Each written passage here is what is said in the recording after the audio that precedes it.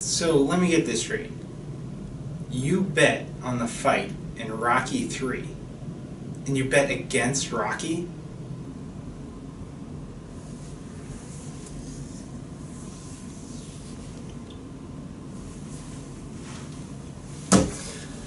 Hindsight's 20/20, I guess. You know what the real kicker is?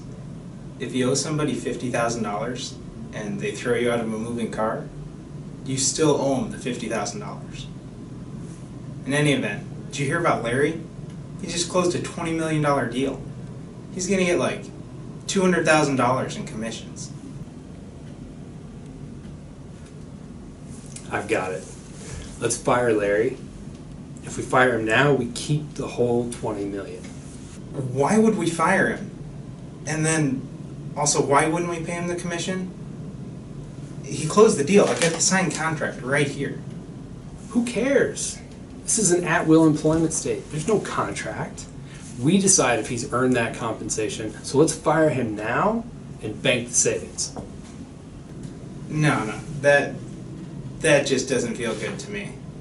You don't think firing him right after he closed a huge deal is going to hurt employee morale? How's that going to look? Nah, I'll tell everybody if they beat last year's number, we'll give them a holiday bonus, or I'll give them a holiday turkey or something. I don't care. The point is, call Larry so we can fire him right now. The employer's scheme might look like it could save some money, but may actually have serious wage and hour implications. Whether incentive compensation is considered wages and at what point that compensation is earned are usually questions of state law.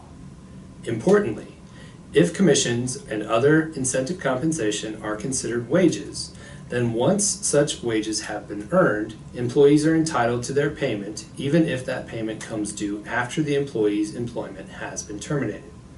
For example, in Nebraska, generally unless an agreement is in place, wages includes commissions on all orders delivered and all orders on file at the time of separation of employment.